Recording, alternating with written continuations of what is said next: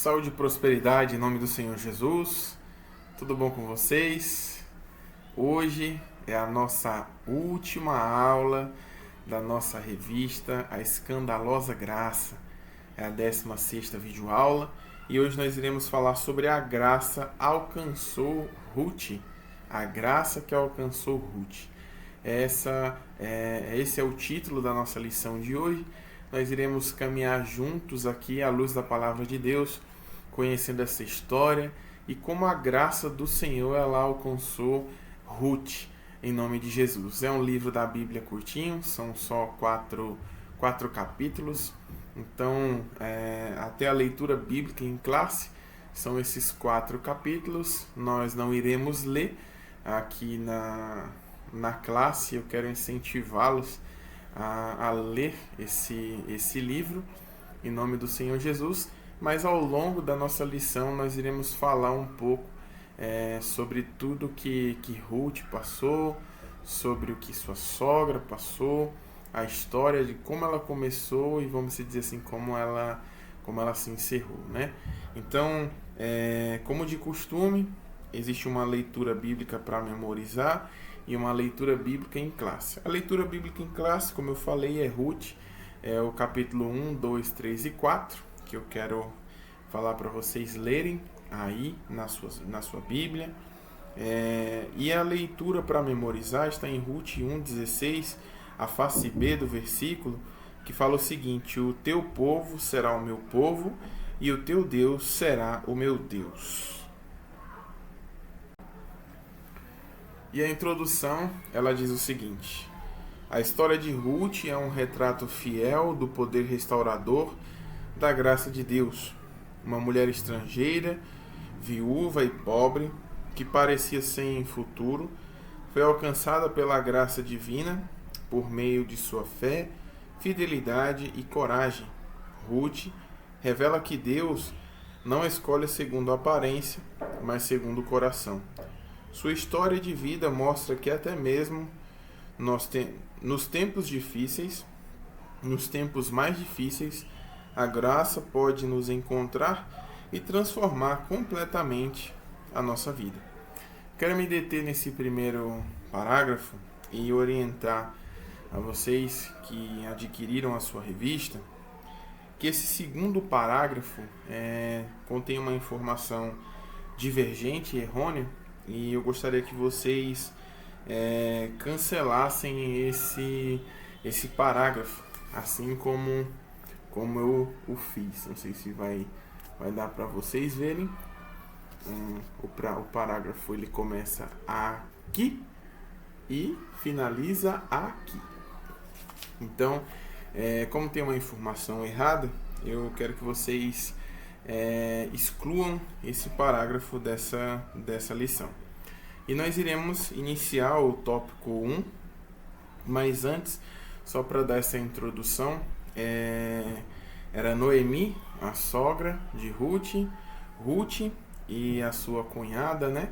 Se eu não me engano é Orfa, e acho que é assim que pronuncia, porque não tem nenhuma acentuação nas demais letras. Noemi, ela que era a sogra de Ruth, ela ficou viúva. Depois os seus filhos também faleceram, né? Que eram os esposos de Ruth e de Orfa. Então foi uma história que começou já com, vamos dizer assim, uma tragédia, né? As 3 mulheres elas se tornaram viúvas, né? E até Noemi fala, né? Depois que eles retornam, a gente vai ver um pouco mais aqui na frente, na leitura da nossa lição, que ela decide até trocar o nome dela de Noemi. Ela pede que as pessoas a chamem de Mara, que Mara quer dizer amargo, né? Então, tamanha o sentimento de tristeza que ela teve, que até o seu nome ela pediu e falou que mudasse, né? Que as pessoas a chamassem dessa forma. Mas nós vamos entender ao longo dessa lição que uma história que iniciou, né, com uma tragédia, mas que finalizou-se com a graça de Deus alcançando elas e transformando a vida delas, em nome do Senhor Jesus. E o número 1, ele fala o seguinte: a escolha que atrai a graça. A história de Ruth, uma mulher moabita, é um exemplo marcante de como uma decisão tomada com fé e integridade pode atrair a graça de Deus e transformar completamente uma trajetória de dor em uma história de redenção. A vida é feita de escolhas e algumas delas têm o poder de mudar não apenas o nosso destino, mas também o de gerações futuras. Ruth escolheu confiar no Deus de Israel, mesmo sem garantias, sem promessas visíveis, apenas pela fé. Essa escolha atraiu a atenção do céu. Ruth passou de estrangeira a parte da linhagem real, tornando-se bisavó do rei Davi e fazendo parte da genealogia de Jesus Cristo. Escolhas feitas no lugar certo, com o coração certo, movem o favor de Deus em nossa direção. Ruth vivia em Moabe e após a morte do marido, ela enfrentou um futuro incerto. Poderia voltar à sua família e cultura, como fez sua cunhada, mas decidiu acompanhar Noemi, sua sogra. Ela abriu mão de uma zona de conforto e escolheu um caminho de fé e lealdade. Sua decisão foi um divisor de águas. Foi nesse momento de dor que sua fidelidade começou a atrair a atenção de Deus. A gente vai parar um pouquinho. Quando os esposos, né, de Noemi, Orfa e Ruth faleceram, principalmente depois que os dois filhos de Noemi faleceram, ela deu a opção, né, para Orfa e para Ruth de voltarem, né, pro seu povo, despediu elas, sem nenhuma culpa, vamos dizer assim. Orfa deu um beijo na sua sogra e foi embora. Mas Ruth, como a gente leu no início, né, que é o versículo para memorizar, que é o Ruth 1,16, que ela falou, né, ela tomou um posicionamento. Ela falou que o teu povo será o meu povo e o teu Deus será o meu Deus. Isso ela estava falando para sua sogra.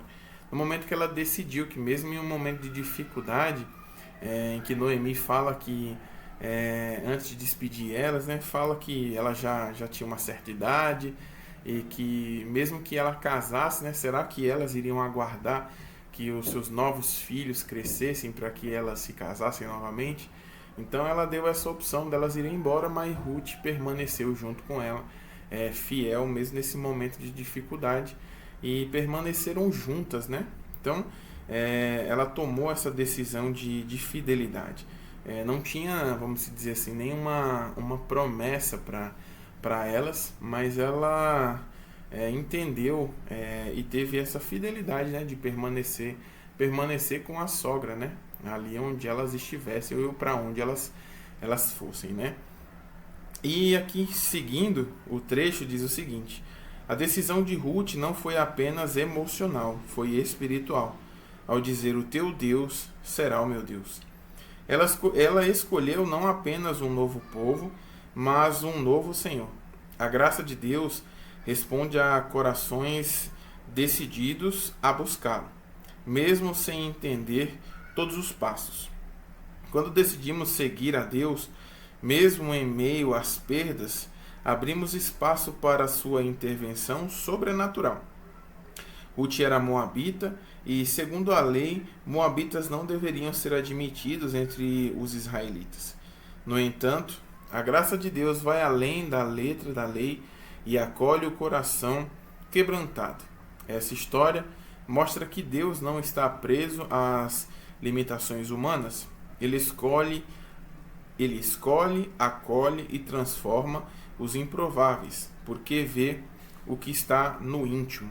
Então, essa foi uma decisão que Ruth teve de permanecer com a sua sogra e que juntas elas enfrentariam, né? Vamos dizer assim, o que fosse necessário. A gente vai entender um pouco mais nos demais trechos dessa lição, Mas, né, nesse livro fala-se, né, que elas voltaram lá para a terra de onde elas tinham vindo, né, que era Efrata, Belém, né, e que lá é, elas tinham, vamos dizer assim, até a possibilidade, tinha um resgatador, tinham ainda parentes, né, que é Boaz, que é um dos personagens principais também dessa passagem bíblica, dessa história bíblica, né? E por incrível que pareça, eu acredito, Deus ele não trabalha por é, surpresas ou vamos dizer assim, uma palavra não é surpresa, mas aconteceu tudo o que era preciso acontecer, né? Então, até o campo em que Ruth foi colher as espigas era o campo de Boaz e ela nem sabia que o campo, né, era dele, né? E ela estava indo atrás dos ceifeiros e o que caía, né, depois que os ceifeiros passavam, ela pegava, né, como uma colheita e o pessoal contou, né, para Boaz o que ela estava fazendo, né, o cuidado que ela teve com a sogra dela e ela decidiu tomar uma atitude e como filho, né, começou a ajudar, né, a sogra no papel da família, né? Então, Boaz, vendo a atitude que ela teve, né, de cuidado com a sogra, permitiu que ela colhesse. Até em um determinado momento da história, ele fala que deu ordem, né, para os ceifeiros que até para pegar umas espigas mesmo e deixar cair para que ela pudesse colher, né? Então ela colheu, levou para sua sogra, depois contou, né? E ela animada, graças a Deus, que foi o campo de Boaz, né? Foi um cuidado tremendo que ele teve com ela, que ele até falou para que ela não fosse para outros campos, né? Para que ela não sofresse nada nesses outros campos, né? Até a sogra fala que é muito bom, né? Para que ela não fosse abusada, né, em outro lugar. Permaneceu lá e a gente vai entender um pouco nesses dois trechos do final sobre o que aconteceu à frente na história. Como nós falamos, é uma história que começou no luto, né? Com perdas, e a perda de alguém tão próximo assim, né? Como foi o caso delas, que perderam seus esposos, seus maridos, não é algo fácil de se lidar, né? A história, por mais que ela tenha sido curta e mais direta nesse sentido, foi um momento de luto e um momento de perda que quando você divide a vida com uma pessoa e a perde, aqueles que já passaram por isso sabem o quanto difícil isso é, né? Então, ao longo dessa história nós vamos ver como a graça de Deus ela trabalhou, vamos dizer assim, nos mínimos detalhes para o cuidado com elas, né? Em resposta à atitude de fé e de fidelidade também que Ruth teve ao permanecer com a sua sogra e também de determinar que o Deus da sua sogra seria o seu Deus, em nome do Senhor Jesus. E o trecho número 2, ele fala o seguinte: a fidelidade na escassez. A escassez, seja ela material, emocional ou espiritual, costuma testar o coração humano. É nesses momentos que a fidelidade se revela mais preciosa, não como uma simples resistência ao sofrimento, mas como uma escolha de permanecer firme, mesmo quando tudo parece perdido. Ruth, mesmo em meio à dor da viuvez, à perda de sua segurança e ao futuro incerto, decidiu permanecer fiel à sua sogra Noemi, fiel à nova terra que escolheu habitar e, sobretudo, fiel ao Deus de Israel, a quem ela passou a seguir. E foi exatamente nessa fidelidade silenciosa que Deus fez brotar frutos inesperados, provisão, honra, restauração e um lugar na genealogia do Salvador. Mesmo sendo estrangeira e viúva, Ruth não ficou esperando caridade. Ela se dispôs a colher espigas nos campos, sustentando a si mesma e a Noemi com dignidade. Esse espírito de trabalho e responsabilidade revela um coração comprometido à graça de Deus. Também comprometido. A graça de Deus também se manifesta quando assumimos nossa parte com humildade e esforço. Voltando à questão da fidelidade na escassez, né, que foi o que nós lemos no início, tem um texto bíblico que eu sempre repito ele e sempre falo em alguns momentos, para usar como um exemplo nesse sentido, falando sobre fidelidade na parte de escassez. Em Deuteronômio 8:3, lá foi até um trecho que eu reli na época para tentar entender, mas que esse trecho é um dos trechos bem conhecidos, né? Que lá fala que Deus deixou aquele povo, humilhou eles, deixou eles passar fome, para que eles soubessem onde é que o coração deles estava, né? Em outra palavra, para saber se eles de fato eram fiéis ou não, né? Para que eles soubessem onde é que estava o coração deles. E logo à frente completa com a famosa frase, né, que é para que eles saibam que nem só de pão viverá o homem, mas de toda a palavra que sai da boca de Deus.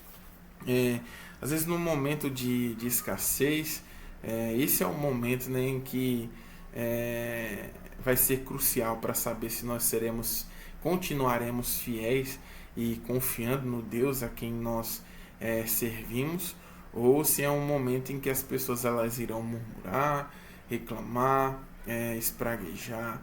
Então é algo para se pensar. Ruth, ela se manteve fiel nesse momento de dificuldade, de escassez. Ela foi uma pessoa responsável, e aquilo que ela tomou como responsabilidade não se teve um benefício somente para ela, mas também o cuidado que ela teve com a sogra dela, a responsabilidade que ela sabia, né? Que ela se casou, fez parte da família, e com certeza aquela família a acolheu, mesmo ela sendo moabita, né? Que foi o que nós lemos, uma família a acolheu, e a resposta dela à tragédia, à escassez, foi se manter fiel e responsável também. Se em um momento aquela família cuidou e a recebeu, ela, vamos dizer assim, ela entendeu que era um papel dela agora de também retribuir o cuidado que ela teve, né? Em nome do Senhor Jesus. E prosseguindo aqui, diz o seguinte: ao trabalhar no campo, Ruth foi notada por Boaz, dono das terras. Ele ficou impressionado com sua história e bondade para com Noemi, que é a sua sogra. O favor de Deus começou a cercá-la, ela foi protegida, recebeu porções maiores e teve acesso especial. Que teve um momento que Boaz, no capítulo, né, em um dos capítulos de Ruth, ele falou que ela poderia beber água, ela poderia sentar lá junto com as servas dele, depois comeu, levou o que ela colheu, né, depois de debulhar, e levou para casa aquilo que ela colheu. Então teve esse cuidado de Deus, né, a graça de Deus começando a cercá-la e a manifestar. Ela foi protegida, recebeu porção maiores e teve acesso especial. A fidelidade sincera e constante de Ruth atraiu o olhar divino e humano, mostrando que Deus honra os que o honram. De estrangeira e viúva, Ruth passou a ser tratada com respeito. Boaz a elogia publicamente, sua postura transformou a forma como era vista. A graça de Deus tem o poder de remover a vergonha e restaurar a dignidade, mesmo quando as circunstâncias parecem dizer o contrário. Quando Deus entra na história, ele muda rótulos e reposiciona pessoas. Então, quando a graça de Deus ela nos alcançou, antes aqui quando fala sobre rótulos, né, nós um dia fomos conhecidos não pelo nosso nome, né, mas por expressões chulas que eram usadas, né? Aqueles que eram drogados falavam: "Ó, lá vai o drogado". aqueles que eram mentirosos, a expressão que as pessoas usavam para nos referenciar era falar, ó, o mentiroso indo lá, ó, o caloteiro indo ali, e outros nomes até piores que isso, né? Então Deus, ele transformou a nossa vida, ele tirou, vamos dizer assim, os rótulos que nós tínhamos, né? Assim como em Coríntios, né? Nós deixamos para trás aquela velha vida, né? E hoje nós somos uma nova criatura. Então as coisas velhas, elas se passaram. Então o Senhor transformou, assim como ele transformou a vida de Ruth, de Noemi, tem muitos testemunhos no nosso meio de pessoas, famílias que foram restauradas e transformadas por Deus, né? Nós nos achegamos primeiramente ao Senhor em busca de a resolução de alguma necessidade, né? Essa graça, ela nos alcançou e hoje, graças a Deus, nós estamos aqui, né? O Senhor tem nos sustentado, o Senhor tem nos direcionado, tem nos corrigido quando necessário, para que nós tenhamos uma vida excelente. Mas também tudo isso fez parte de uma decisão também, de assim como Ruth falou, né? O seu Deus também será o meu Deus, né? Quantos de nós, né? A minha irmã, eu contando um pouco agora sobre a parte da minha conversão, quando a minha irmã ia para a igreja pela manhã na oração, às vezes ela bagunçava alguma coisa assim que caía, eu acordava muito cedo e ela falava para mim, vamos, amigão, para oração, vamos orar. E eu falei, vocês estão doido, uma hora dessa, vocês estão indo para a igreja, vocês estão indo acordar Deus, estão indo atrapalhar Deus uma hora dessa, não é possível. Eu pegava minha cobertinha, virava para o lado, dormia, né? E aí chegou um momento da minha vida, que acho que foi o momento da escassez, né? Que já não tinha para onde correr, que foi diferente de Ruth, né? Porque ela tomou uma decisão de estar com a sogra dela já na escassez, mas ela já fazia parte dessa família, né? Ela verbalizou isso, ela não foi como órfã, né? Que voltou para sua terra. E na época eu acho que os problemas bateram na minha porta, não tinha como resolver, aí foi onde eu também falei, o seu Deus também, né? Ele será o meu Deus. Entre outras pessoas na Bíblia que também falaram ao Senhor, né? Jacó é um deles, né? Que conversa e fala com Deus, e que se ele voltasse, né? Ele seria também o Deus dele, né? Então muitos de nós, se pararmos para refletir agora, nós iremos lembrar qual foi o momento em que nós declaramos que o Deus de Israel, né, que é o Deus Todo-Poderoso a quem nós servimos, ele seria também o nosso Deus. E não somente um Deus, mas hoje o nosso Pai também.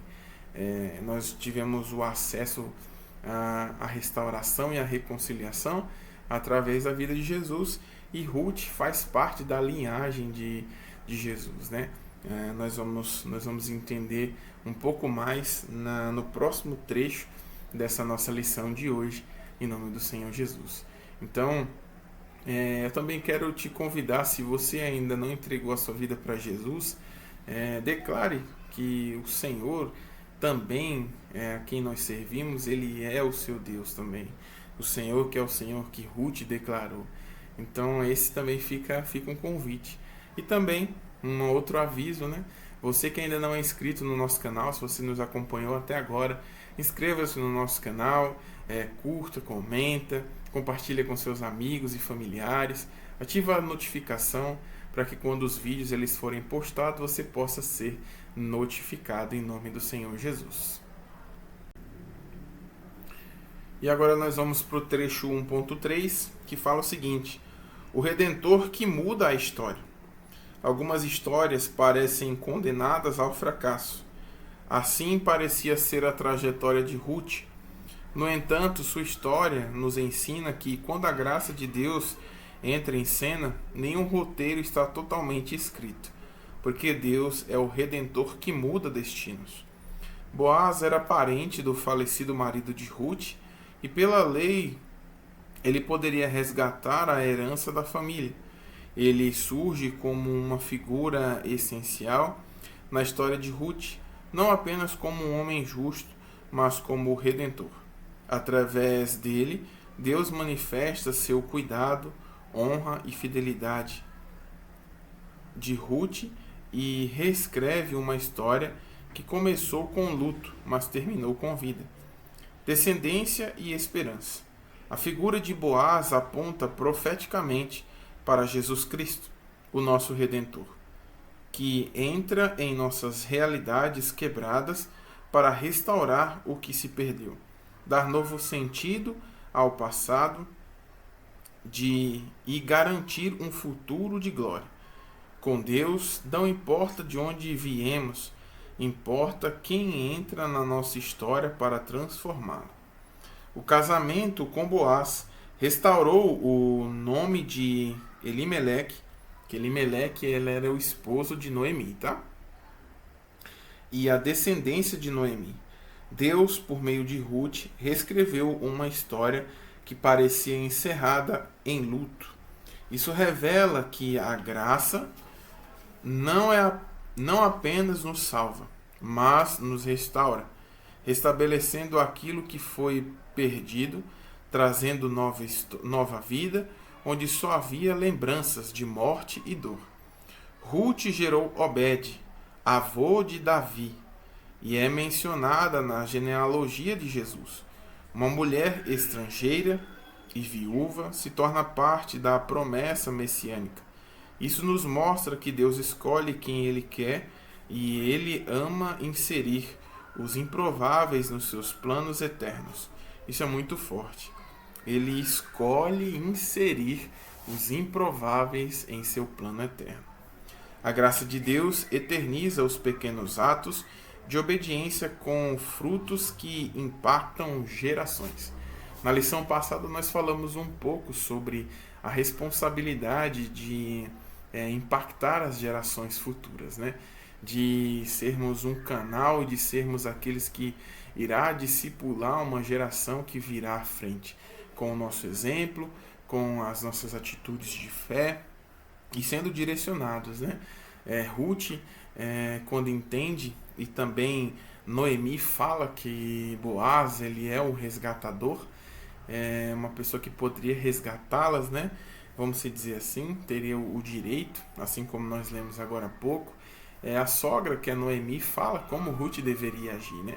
Que é um trecho da passagem bíblica em que ela fala para Ruth chegar lá onde Boaz está, descobrir os seus pés, se deitar ali em seus pés, sem que ele notasse, né? Depois ele acorda, vê que ela está lá e ele mesmo fala para ela, né? Você poderia escolher pessoas mais novas, ricas ou pobres, né? Mas você preferiu, vamos dizer assim, me escolher.